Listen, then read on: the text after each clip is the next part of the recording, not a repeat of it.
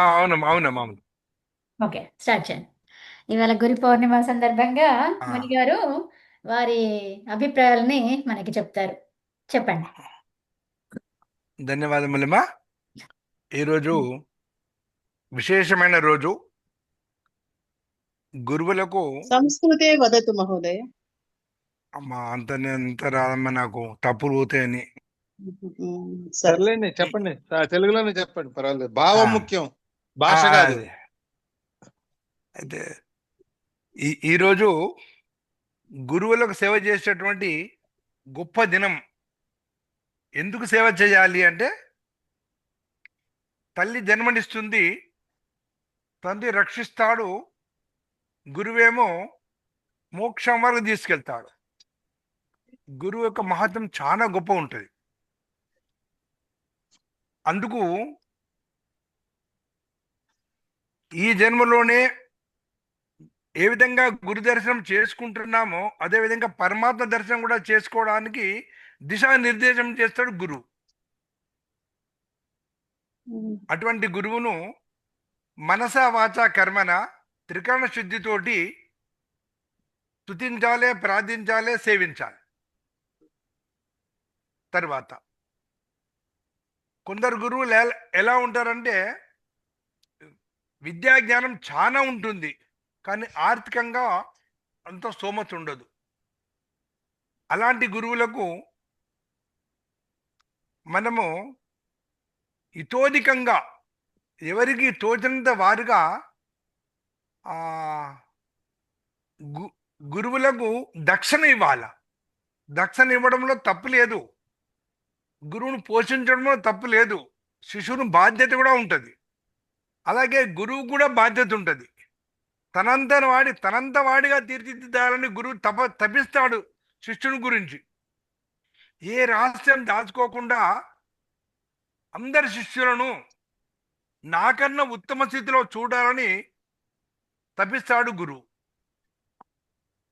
అలాంటి గురువును మనము ఈ కక్షలో దర్శిస్తున్నాము, ప్రతినిత్యం చూస్తున్నాము.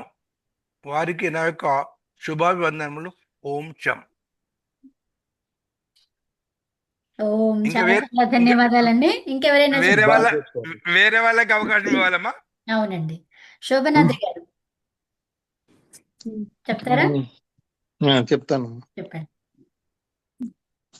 అందరికీ నమస్కారాలు. ఈరోజు గురు పూర్ణిమ అంటే గురువు మన కోసం బోధ ఆ, ఎంతో శ్రమపడి బోధిస్తూ ఉంటారు. ఆయనంతటి వాళ్ళని లేకపోతే ఆమె అంతటి వాళ్ళని తయారు చేయాలని చెప్పి తపన పడుతూ ఉంటారు.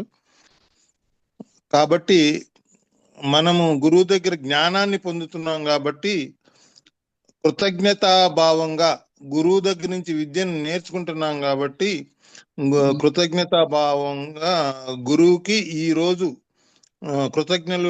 కృతజ్ఞతలు చెల్లించుకునే రోజు గురు పూజోత్సవము ఈ రోజు. అది మునిగారు చెప్పినట్లు మనం ఆర్థికంగా కానీ లేకపోతే కృతజ్ఞతాపూర్వకంగా కానీ మనం తెలియపరచవచ్చు గురువుకి. కాబట్టి నేను గురువు గారికి కృతజ్ఞతలు తెలియపరుచుకుంటున్నాను ఈ సందర్భంగా, గురు పూర్ణిమ సందర్భంగా. అందరికీ నమస్కారాలమ్మా. ధన్యవాదాలండి. గురు పూర్ణిమ శుభాకాంక్షలు గారు. నమస్తే అమ్మా, చెప్పండి. ఇంకా నేనేం చెప్పలేనులేండి. గురుభ్యో నమః. ధన్యవాదాలమ్మా, గురుభ్యో నమః. ధన్యవాదాలు. ఇంకా ఎవరైనా చెప్తారా? అనంత్ గారు. నేను ఒక 2 మాటలండి. ఇందిర గారు చెప్పండి. వశిష్ఠుల వారు, వ్యాసుల వారు. ఆ 3 మాటలైనా చెప్పొచ్చు అంటున్నా. అంతే అంతే, అవునండి. అవును. అవును. అంటే వాళ్ళని తలుచుకోవడం అన్నట్టు, ఒకసారి గురువులను తలుచుకోవడం అంటే, వశిష్ఠుల వారు, వ్యాసుల వారు అందించిన వేద సూక్తాలను, పతంజలి యోగ సూత్రాలను, వేదాంత సారాన్ని బోధించిన మన గురువులందరికీ నమస్సుమాంజలి. ధన్యవాదాలమ్మా. యా, మంచి చక్కగా చెప్పారు అందరూ కూడా. మీరు ముగ్గురు కూడా చాలా చక్కగా చెప్పారు అందరూ. ఇంకెవరైనా చెప్తారా గురువు గురించి ఏమైనా? చెప్పాలి కదా. చెప్పండి అమ్మా. ఇంతమంది పండితుల మధ్యన కవిత అనే గురువు గారు గురువు గారికి నేనే ప్రీతి పాత్రురాల్ని. ఎందుకు అంటే నాకు ఏమీ రాదు. ఏమీ రాని వారి మీద గురువు గారికి చాలా ప్రేమ ఉంటుందన్నారు. ఖచ్చితంగా అవునండి. ఖచ్చితమండి ఖచ్చితంగా ధన్యాస్తి. యా, చెప్పండి. ధన్యవాదాలు. నేను ఏదన్నా అడగని ఆ, టక్కున మొత్తం ఇలా ఇలా ఇలా ఇలా అన్ని విడమర్చి చెప్పేస్తూ ఉంటారు. నాకు చాలా సంతోషం అన్నమాట. కవిత గారితో మాట్లాడము, క్లాస్ కి రావడము. ధన్యవాదాలమ్మా. ధన్యవాదాలు కవిత. ధన్యవాదాలు. నేను మాట్లాడినా చెప్పండి అమ్మా. అయితే మాట్లాడాలి, ఆహా, అందరు అసలు మాట్లాడాలి, మీరు అందరు లేరన్నారు. మాట్లాడాలి. నాకు వచ్చింది just చాలా తక్కువ అయినా మాట్లాడాలని ఒక కోరిక. అయ్యో ఖచ్చితంగా అందరికీ అవకాశం. అయ్యయ్యో ఆ, అది అది చెప్పండి. గురువులు ఎప్పుడు కూడా నిస్వార్థంగా ఉంటారు. అంతే. ఎందుకు అనంటే తన ఏదైతే విద్య నేర్చుకున్నారో ఆ విద్య అందరికీ కూడా పంచి, ఒక గురువు ఏంటంటే ఎంతో మంది నాలాగా అందరూ వచ్చి ఆ విద్య నేర్చుకుని అందరూ కూడా ఇది పడాలనే ఒక తపన ఆ గురువు.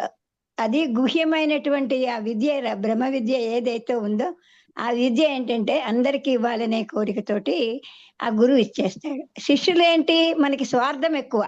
ఆ స్వార్థం ఎందుకు, ఎట్లాంటి స్వార్థం, మనం కూడా గురువు లాగానే అవ్వాలి అనే దాంతో మనం వెళ్ళి గురువు దగ్గరికి వెళ్ళి ఈ విద్యను ఏంటంటే అర్థిస్తాం, అడగాలన్నమాట. అడిగినప్పుడు గురువు ఏంటంటే తన యొక్క విద్య అంతా కూడా ఆ రహస్యమైనటువంటిది ఈ విద్యని నేర్పేవాడు కాబట్టి గురువు అన్నారు. గురువు అంటే గుహ్యమైనటువంటిది, గుహ్యమైనటువంటి ఆ విద్యని ఏదైతే ఉందో రహస్య విద్యని మన అందరికీ కూడా నేర్పుతాడు అనేది.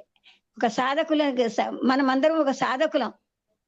అట్లా అంచేతన ఏంటంటే మనం ఈ రోజు ఏంటంటే ఆ ఉద్దేశం, అందువల్ల మనం అందరం కూడా గురువులని ఆది వ్యాసం నుంచి ఇప్పుడు దాకా మనం కవిత దాకా మనం నేర్చుకుంటున్న గురువులు ఇంకా ఎంతో మంది గురువులు రాబోతున్నారు.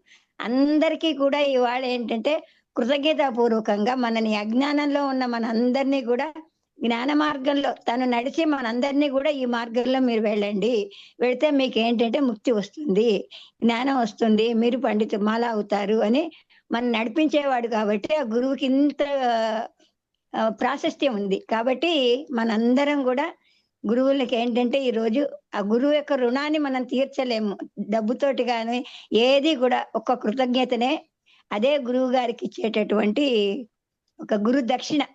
అది. ధన్యవాదాలు. ధన్యవాదాలు. ధన్యవాదాలు. విన్నదానికి ధన్యవాదాలు. నేను సరిగా చెప్పానో లేదో నాకు తెలియదు. అయ్యో లేదు, బాగానే ఉంది, చాలా బాగుంది. ధన్యవాదాలండి. మీరు చెప్పిన విషయం కరెక్ట్. ఏంటి, గుహ్యంగా ఉన్న విషయాలను బయటికి తీసి దాన్ని అర్థం చేసే విధంగా చెప్పేవారే గురువులు. అంటే అజ్ఞానము, అంధకారాన్ని తొలగించి అది. వారిని వెలుగు వైపు తీసుకెళ్లేవారే గురువులు.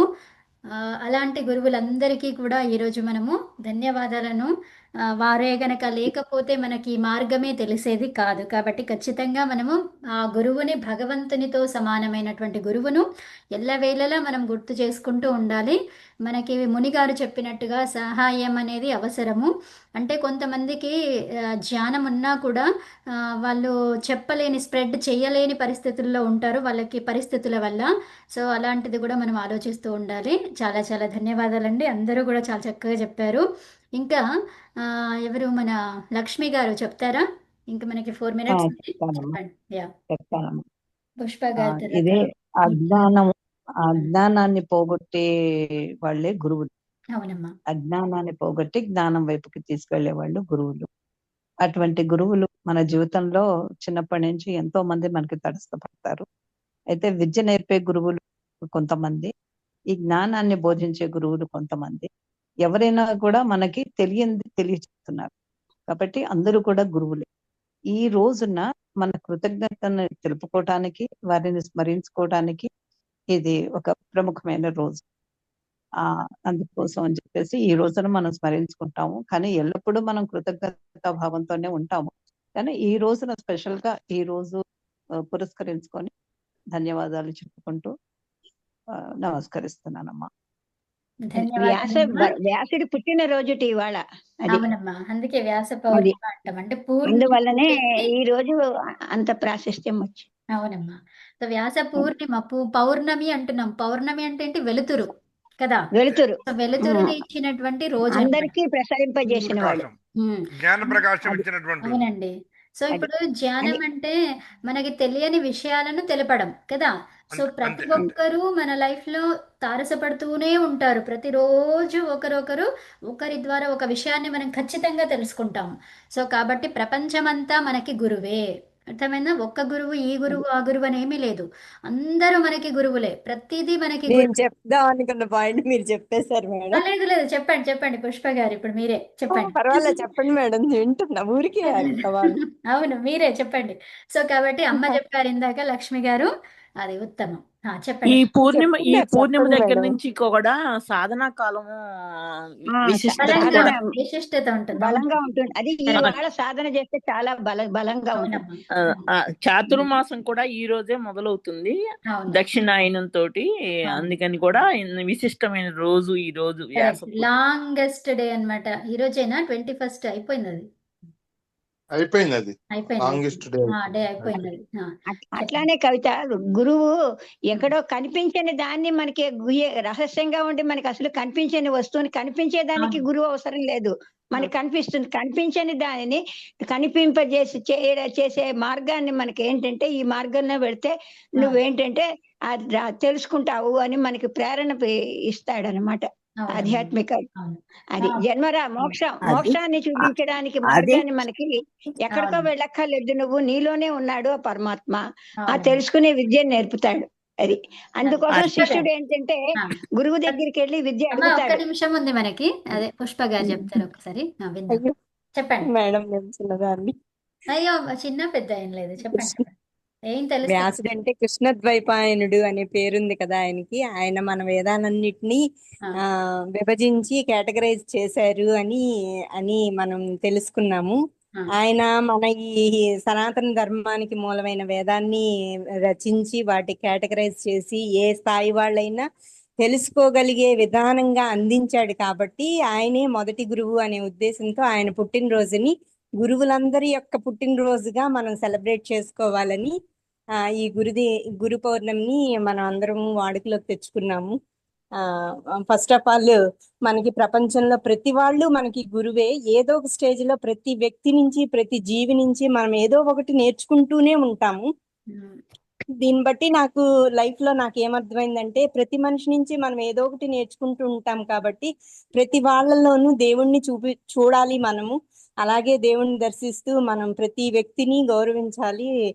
దేవుడికి అయితే ఎలాంటి హోదాని ఎలాంటి